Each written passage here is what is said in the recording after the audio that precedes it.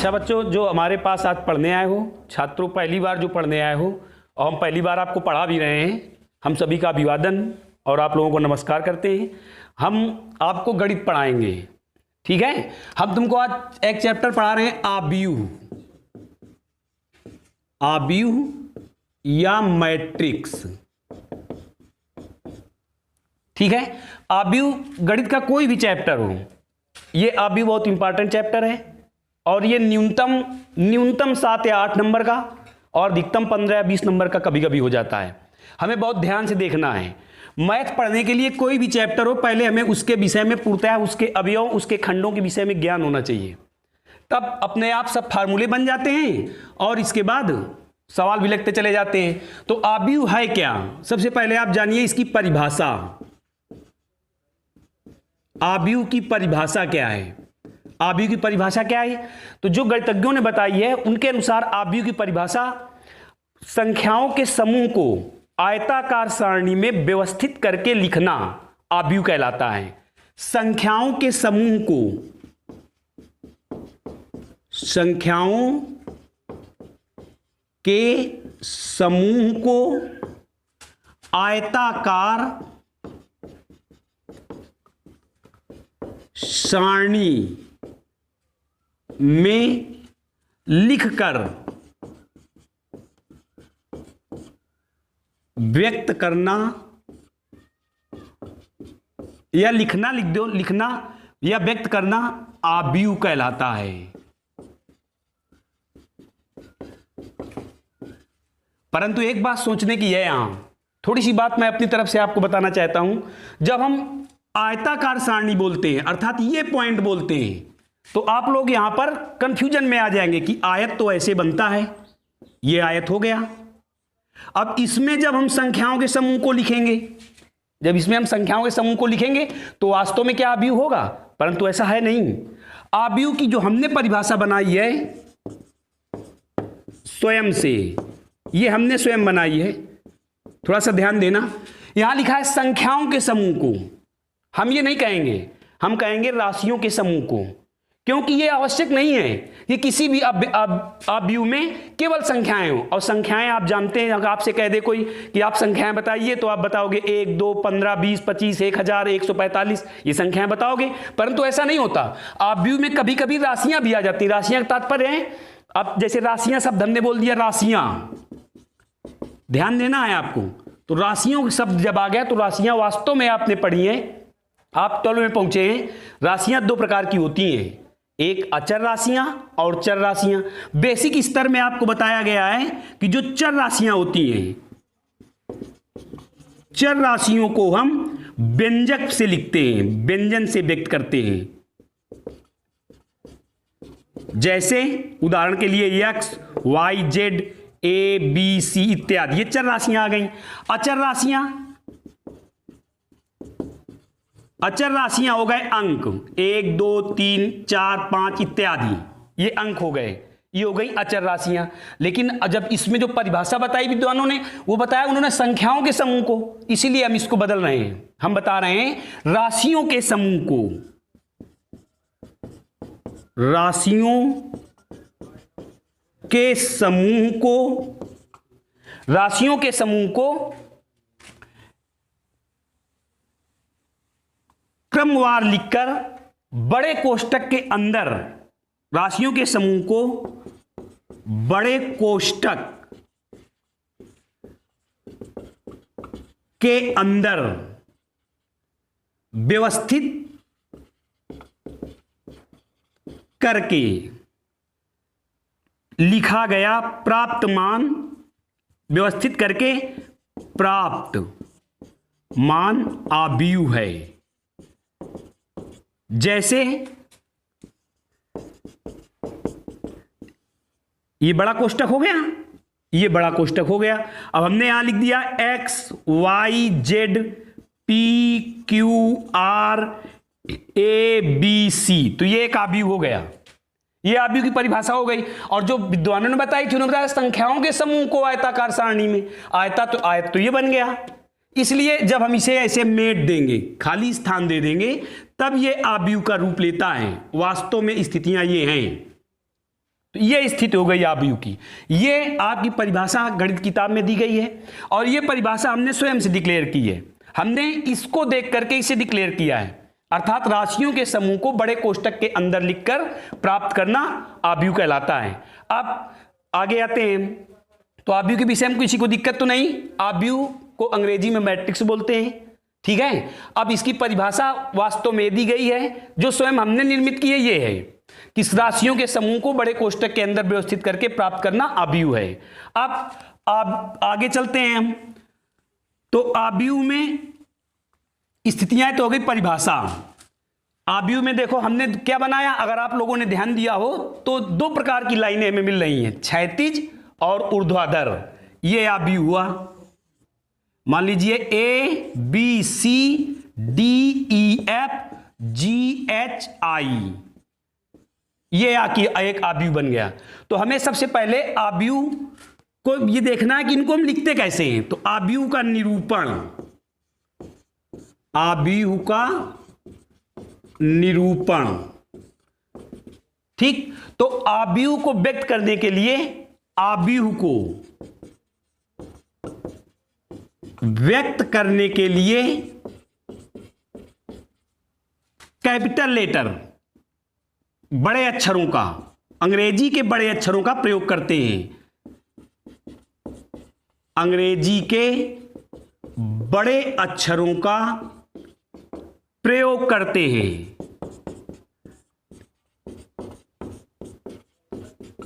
आबीयू के अवयवों को लिखने के लिए, आबीयू के अवयवों को लिखने के लिए अंग्रेजी के छोटे अक्षरों का प्रयोग करते हैं। अंग्रेजी के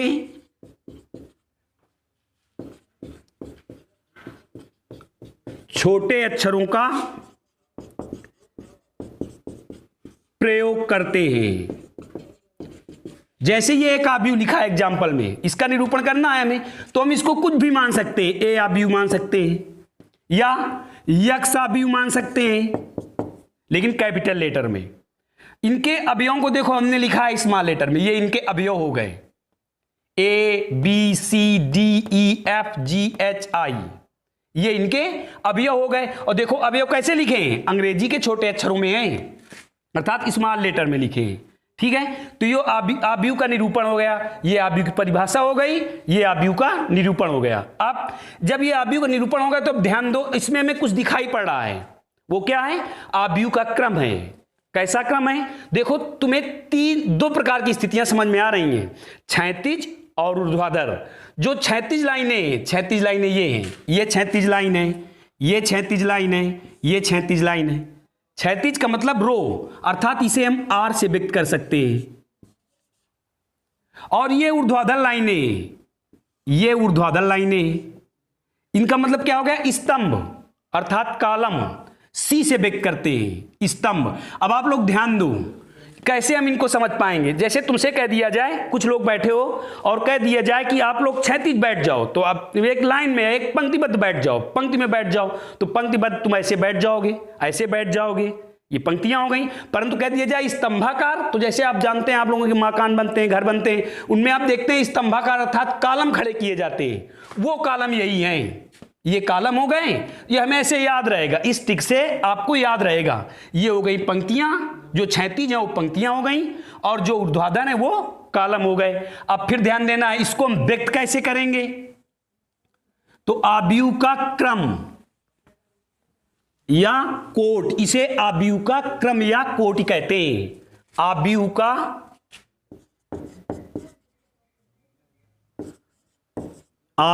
का क्रम या कोटि, ये वास्तव में होती है पंक्ति क्रॉस कॉलम, पंक्ति क्रॉस कॉलम, ये आबीयू की क्रम या कोटि है, पंक्ति क्रॉस कॉलम।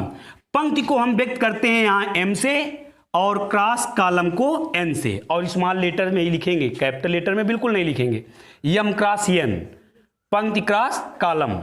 अब जब हम आगे चलेंगे तो देखो, जैसे मान लो कोई आबीयू ये है ए, ये आव्यूह है A B C D E F G H I, ये एक आव्यूह है।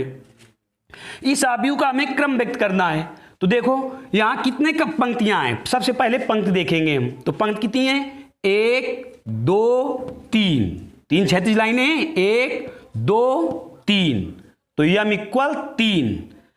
कॉलम कितने हैं, 3, 1 2 3, या अगर ऐसे लिख दें तो पंक्ति कितनी हो गई, 2 पंक्तियां देखो 2 हुई, 1 2, 2 पंक्तियां हो गई। और कॉलम कितने हैं, 1 2 3, तो आव्यूह का क्रम कितना हुआ, 2 क्रॉस 3। इस आव्यूह का क्रम कितना हुआ, 2 क्रॉस 3। ठीक है, पहले हम पंक्तियों की संख्या लिखेंगे, इसके बाद क्रॉस का निशान लगाएंगे, इसके बाद कॉलमों की संख्या लिखेंगे। तो ये हो गया आव्यूह का क्रम या कोटि। इसे किसी आव्यूह के साथ लिखने में हमेशा आव्यूह के दाईं ओर जो बड़ा कोष्टक लगा होगा, अर्थात जिससे आप कोष्टक को बंद करना व्यक्त करते हैं, उसके नीचे 2 क्रॉस 3 लिखते हैं। या हम अलग से भी लिख सकते हैं, जैसे मान लीजिए ये लिखा है ए बराबर इतना, और आपसे कोई पूछे कि इस ए बराबर आव्यूह इतना दिया हुआ है तो इसका क्रम क्या है, तो आप ऐसे लिख सकते हैं ए का क्रम, आव्यूह ए का क्रम या कोटि बराबर 2 क्रॉस 3 इक्वल 2 क्रॉस 3। तो अब देखो हमने आपको 3 बातें बताई। पहले बताया आव्यूह की परिभाषा क्या है, फिर इसके बाद बताया आव्यूह का निरूपण नंबर फर्स्ट, नंबर सेकंड में हमने आपको बताया आव्यूह का निरूपण। इसमें हमने आपको बताया कि आव्यूह को निरूपित करने के लिए ABCD के बड़े अक्षरों अर्थात अंग्रेजी के बड़े अक्षरों का प्रयोग करते हैं, और उनके अवयवों को व्यक्त करने के लिए अंग्रेजी के छोटे अक्षरों का प्रयोग करते हैं। जैसे आव्यूह का ये आव्यूह ए हो गया, तो ए आव्यूह का निरूपण हुआ, और जो इसके ये लिखे गए ABC DEF GHI, ये इनके हो गए अवयव। फिर इसके बाद नंबर आया नंबर थर्ड, आव्यूह का क्रम या कोटि। तो आव्यूह का क्रम या कोटि ये होती है पंक्ति क्रॉस कॉलम। पंक्ति क्या है, पंक्ति है आव्यूह में जितनी 36 लाइनें होंगी वो आव्यूह की पंक्ति को प्रदर्शित करेंगी। जो आव्यूह में ऊर्ध्वाधर लाइनें होंगी वो आव्यूह के कॉलमों को प्रदर्शित करेंगी, अर्थात स्तंभों को प्रदर्शित करेंगी। अब ध्यान दें आप, जैसे ये आव्यूह है, अगर इसमें आपसे पूछा जाए कि इस आव्यूह की कोटि क्या है या आव्यूह का क्रम क्या है, तो आप बताएंगे 3 क्रॉस 3। क्यों, क्योंकि इसमें 3 पंक्तियां हैं, 3 क्षैतिज लाइनें हैं, तो 3 पंक्तियां हुई, और 3 ऊर्ध्वाधर लाइनें अर्थात 3 कॉलम हुए, तो इनका क्रम क्या हुआ, 3 क्रॉस 3, इसका 3 क्रॉस 3 हुआ। अब जब हम देखो आगे दिखाया आव्यूह का क्रम या कोटि, तो तुमको बता दिया, वही चीज हमने एग्जाम्पल में यहां दे दी। अब नंबर आता है कि अब इससे हमें पता क्या चलता है। ध्यान दीजिए आप, आव्यूह का यदि हमें क्रम पता है तो हम आव्यूह में उसके अवयवों की संख्या बता सकते हैं। यदि आव्यूह का हमें क्रम ज्ञात है, यदि किसी आव्यूह का हमें क्रम ज्ञात है, तो हम उस आव्यूह में उपस्थित अवयवों की संख्या का ज्ञान कर सकते हैं। जैसे यदि मान लीजिए आपको आव्यूह का क्रम मान लीजिए कोई ये 3 क्रॉस 4 है, तो आव्यूह में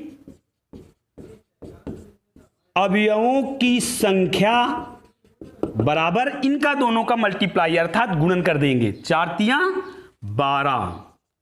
ये उत्तर हो गया इसका। बात समझ में आई। तो यदि हमें आव्यूह का कोटि या क्रम ज्ञात है तो हम आव्यूह के अवयवों की संख्या ज्ञात कर सकते हैं। अब इसी से मिलते जुलते थोड़ी सी बात को और ध्यान देना है। यदि हमें किसी आव्यूह का क्रम ज्ञात है, यदि हमें किसी आव्यूह का कोटि या क्रम ज्ञात है, तो हम आव्यूह का निरूपण कितने प्रकार से कर सकते हैं, अर्थात आव्यूह को कितने क्रमों में विभाजित कर सकते हैं। जैसे मान लीजिए उदाहरण में ये अब हम मेट रहे हैं,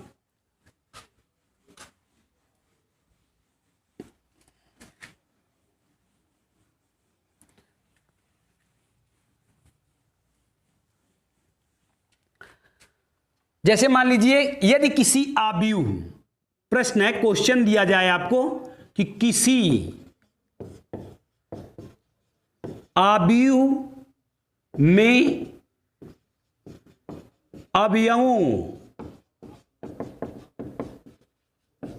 की संख्या 24 है तो कितने आव्यूह संभव हैं?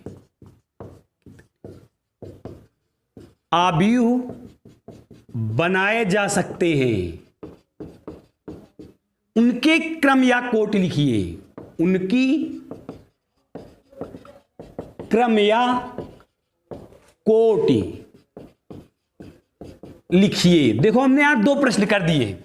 किसी आव्यूह में अवयवों की संख्या 24 दी गई है तो आप कितने आव्यूह बना सकते हैं, ठीक है, और उनकी क्रम या कोटि, हमने दो क्वेश्चन कर दिए यहां, ठीक। तो आप कैसे करेंगे? सबसे पहले इसका आंसर क्या होगा ये देखना है आपको। अवयवों की संख्या कितनी है?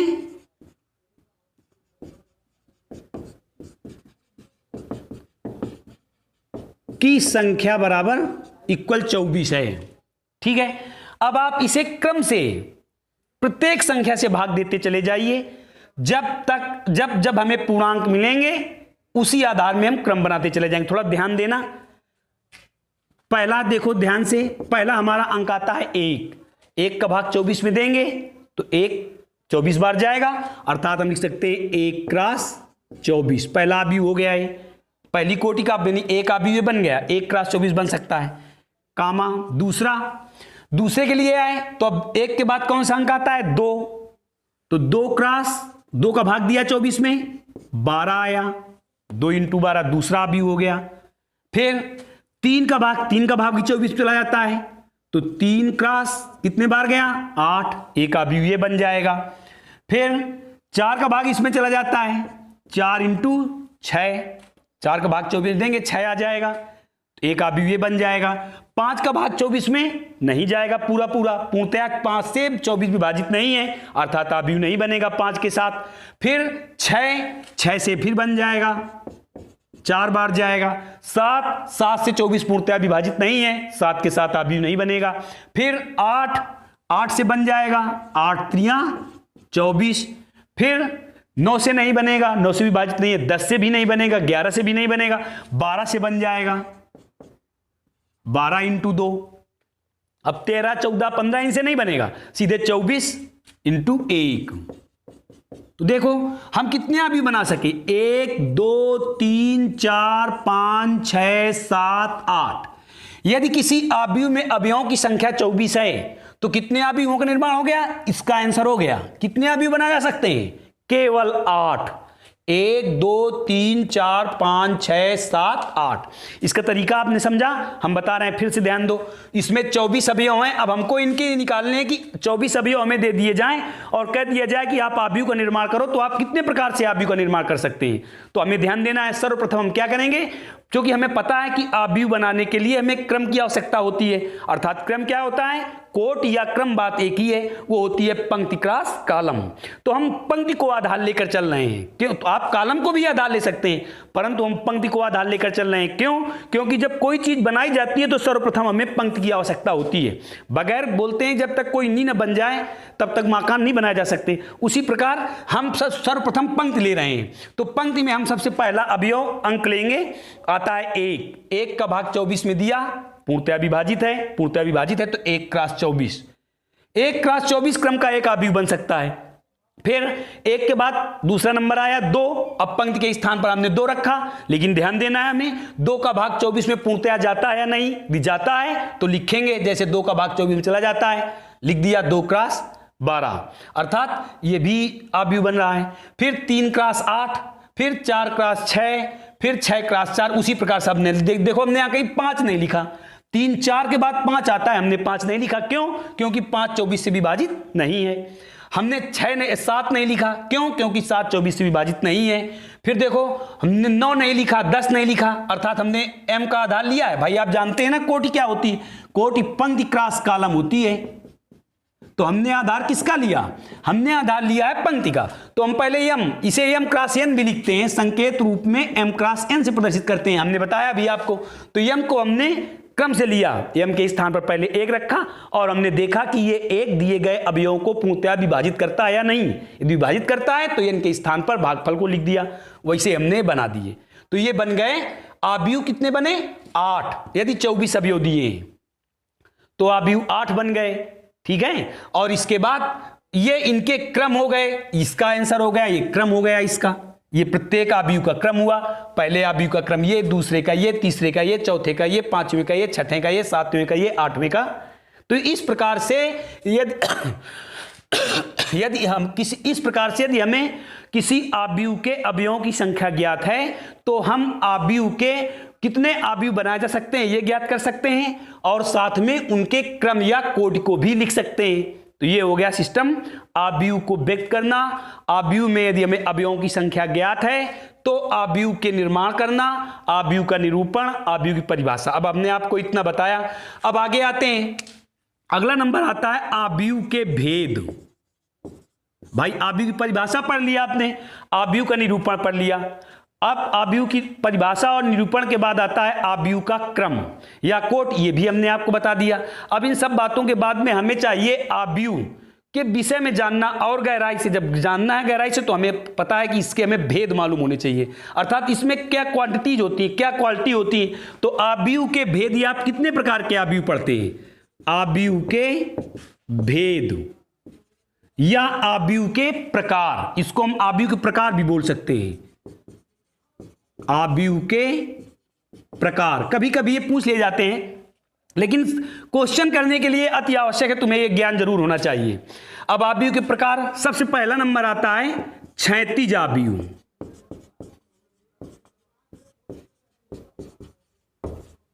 क्षैतिज अवयव, अब क्षैतिज अवयव क्या है, जिस अवयव में पंक्तियों की संख्या कम और कॉलमों की संख्या अधिक होती है उसे हम क्षैतिज अवयव कहते हैं। जिस अवयव में पंक्तियों की संख्या कम और कॉलमों की संख्या अधिक होती है उसे हम क्षैतिज अवयव कहते हैं। जैसे जिस अवयव में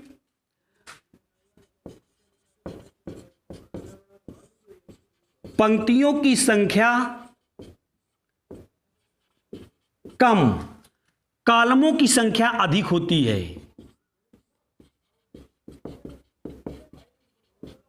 संख्या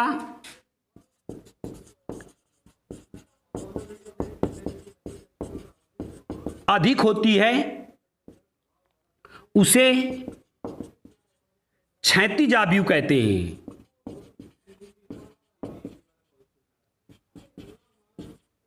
अवयव कहते हैं। जैसे एग्जाम्पल,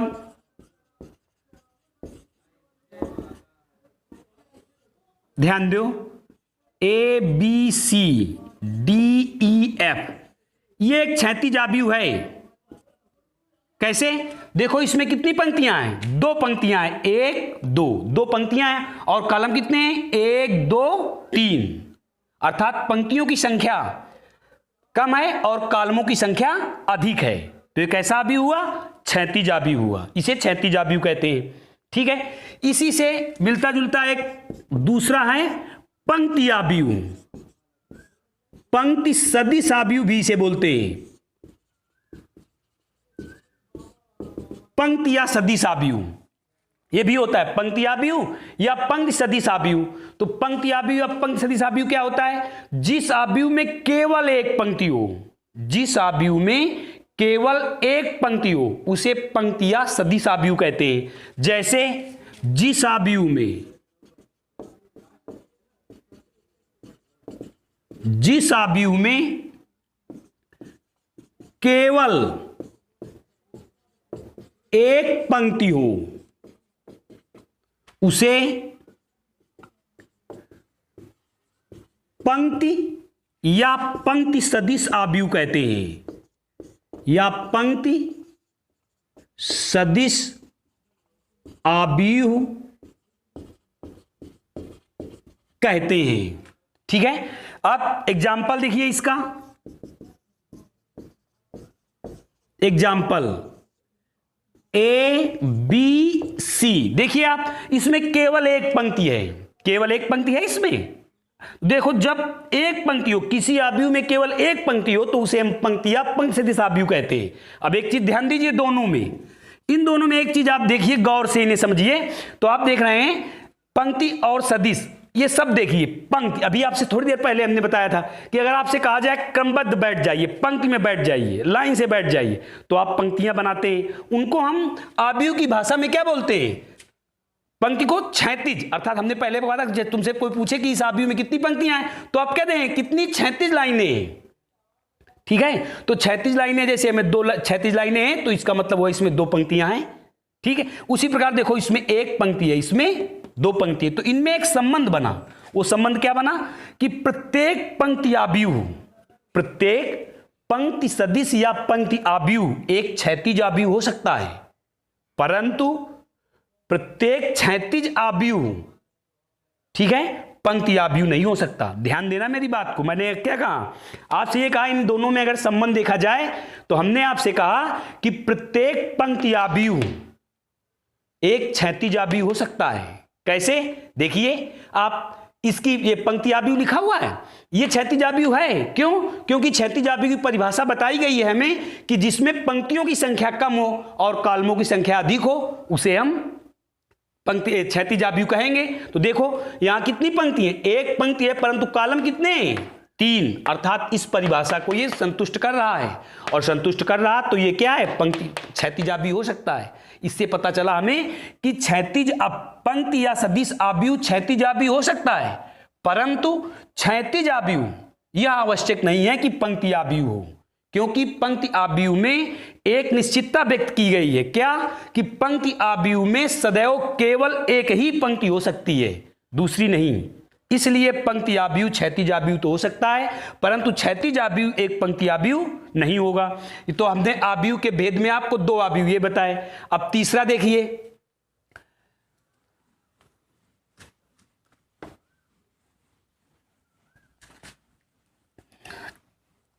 तीसरा नंबर आता है ऊर्ध्वाधर आव्यूह। ऊर्ध्वाधर आव्यूह क्या है? ऊर्ध्वाधर आव्यूह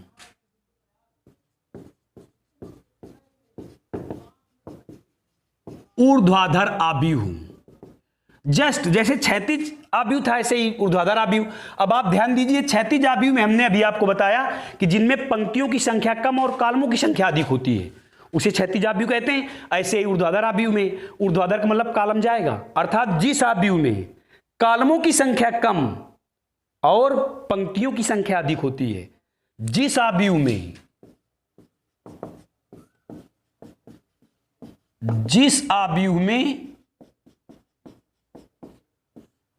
कॉलमों की संख्या कम और पंक्तियों की संख्या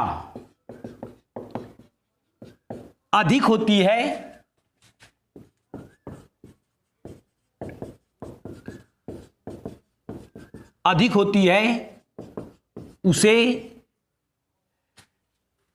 ऊर्ध्वाधर आव्यूह कहते हैं।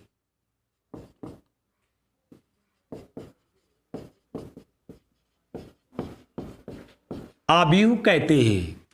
ठीक, ये ऊर्ध्वाधर तीसरा है, ऊर्ध्वाधर आव्यूह। इसके बाद चौथा नंबर ऊर्ध्वाधर आव्यूह से संबंधित, ऐसे क्षैतिज आव्यूह संबंधित पंक्ति आव्यूह, पंक्ति सदिश आव्यूह था, ऐसे ऊर्ध्वाधर आव्यूह संबंधित है स्तंभ या स्तंभ सदिश आव्यूह।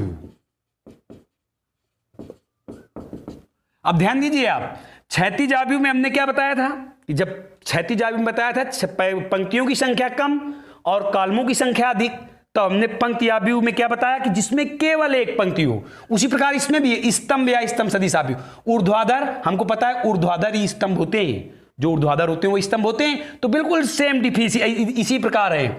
स्तंभ आव्यूह में जिस आव्यूह में केवल एक स्तंभ हो, अर्थात एक कॉलम हो,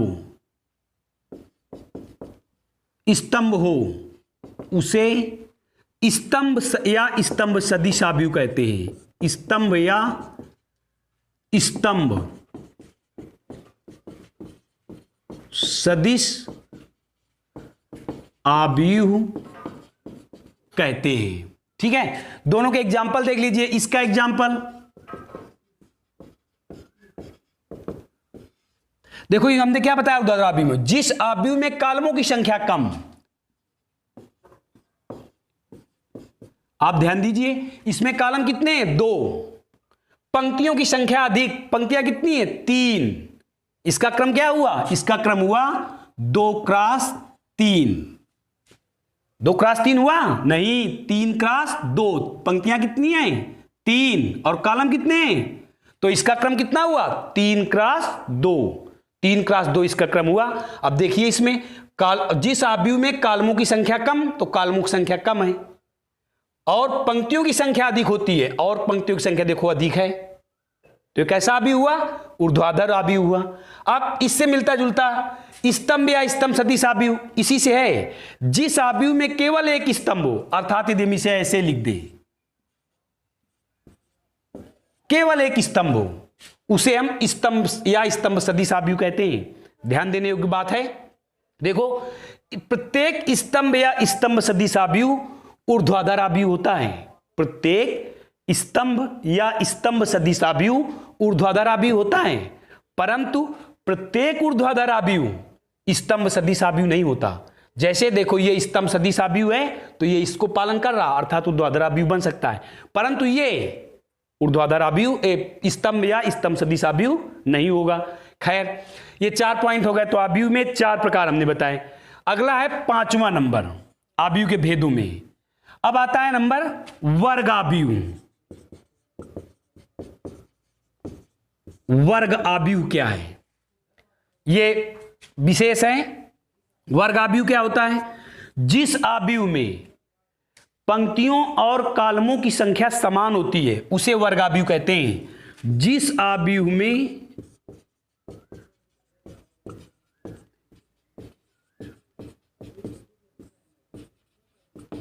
पंक्तियों की संख्या बराबर कॉलमों की संख्या है, उसे हम वर्ग आव्यूह कहेंगे। वर्ग आव्यूह कहते हैं। ठीक, एग्जाम्पल ABCDEFGHI।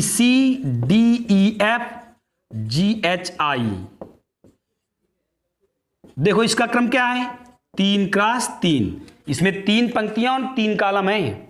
जब 3 पंक्तियां और 3 कॉलम है, तो ये हो गया वर्ग आव्यूह। क्यों? क्योंकि पंक्तियों की संख्या कॉलमों की संख्या के बराबर है। जिस आव्यूह में पंक्तियों और कॉलमों की संख्याएं समान होती हैं, उसे हम वर्ग आव्यूह कहते हैं। अब इसके बाद वर्ग आव्यूह के बाद आव्यूह हैं तो अनेक प्रकार के। ठीक है, वर्ग आव्यूह के बाद आता है आयताकार आव्यूह। आयताकार आव्यूह में जिसमें कॉलमों और पंक्तियों की संख्या समान नहीं होती, उसे हम आयताकार आव्यूह कहते हैं। अगला नंबर आता है आयताकार आव्यूह। जिस आव्यूह में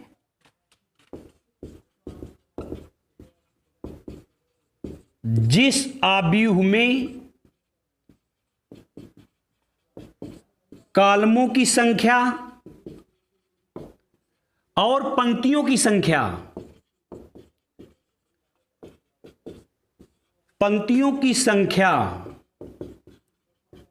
समान न हो,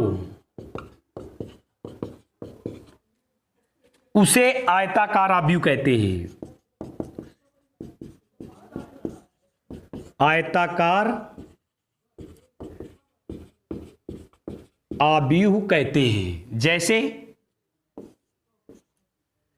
कुछ भी लिख दो यहां, XYZ PQR, ये आयताकार आव्यूह हुआ। क्यों? क्योंकि इसका क्रम देखो 2 क्रॉस 3 है। पंक्तियों की संख्या 2 और कॉलमों की संख्या 3 है, अर्थात 2 क्रॉस 3 हुआ। और जब 2 क्रॉस 3 है तो हमें साफ पता चल रहा कि कॉलमों की संख्या पंक्तियों की संख्या के समान नहीं है, अतः एक ऐसा भी हुआ आयताकार आव्यूह। खैर अब आगे चलते हैं। आयताकार आव्यूह के बाद आता है एक इंपॉर्टेंट इकाई तस्तमक आव्यूह।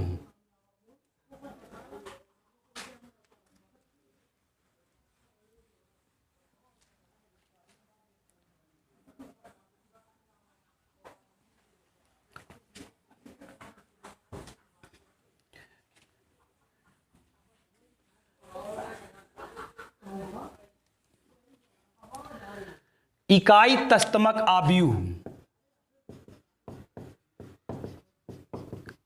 तत्समक आव्यूह, इसे कैपिटल आई से प्रदर्शित करते हैं।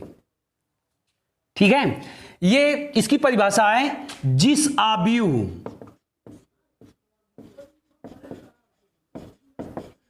के मुख्य विकर्ण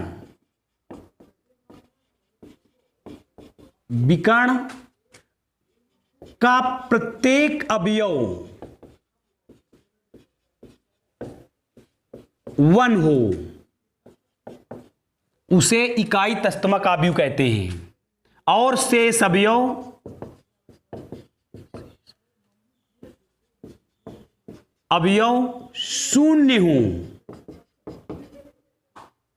शून्य हो, इकाई तस्तमक आव्यूह कहलाता है।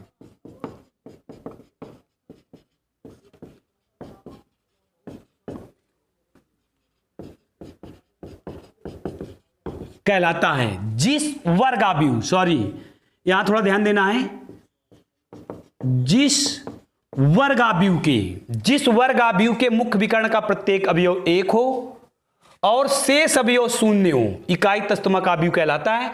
इसे हम आई से प्रदर्शित करते हैं, कैपिटल आई से। इसे आई से लिखते हैं। एग्जाम्पल,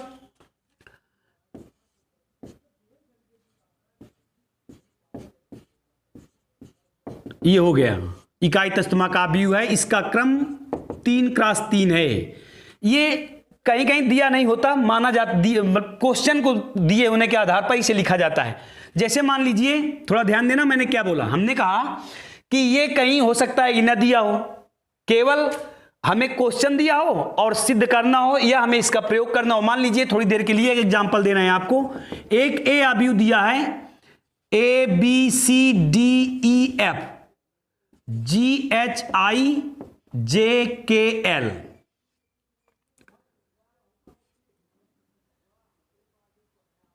MNOP, ये एक आव्यूह दिया है। ध्यान दीजिए आप, ये एक देखो, सबसे पहले देखो ये वर्ग आव्यूह है या नहीं, तो है वर्ग आव्यूह। देखिए आप, 1 2 3 4 पंक्तियां हैं और 4 कॉलम है। 1 2 3 4 कॉलम हुए, तो ये वर्ग आव्यूह हुआ। अब हमें कहीं दिया हो AI ऐसे लिखा हो, या आपको सिद्ध करना हो, प्रूफ करना हो A+I, आपको I तो दिया नहीं, तब क्या करेंगे आप? अगर A+I सिद्ध करना है, मान लीजिए इसका मान निकालना है, कह दिया जाए इसका मान ज्ञात करो। आप क्वेश्चन कह दे कोई आव्यूह, उदाहरण देना, एग्जांपल है, कोई आव्यूह A बराबर ये दिया हुआ है। अब आपसे कहा जाए कि A+I का मान बताओ। अभी हमने प्लस बोला है, इंटू नहीं बोला। इंटू अभी तुमको बताया नहीं, प्लस भी नहीं बताया, फिर भी हम तुमको थोड़ा समझा रहे हैं, इसलिए ये बता रहे हैं कब हम इसका प्रयोग कैसे करेंगे। तो A+I लिखा है, तो हम देखेंगे कि A का क्रम क्या है। जिस क्रम का A आव्यूह दिया है हमें, उसी क्रम का हम I आव्यूह मानेंगे। ठीक है, जो हमें क्वेश्चन में ये दिया गया है और ये पूछा जा रहा है, तो आप सोचेंगे A तो दिया हुआ है, I तो दिया नहीं, तब आप क्या करेंगे?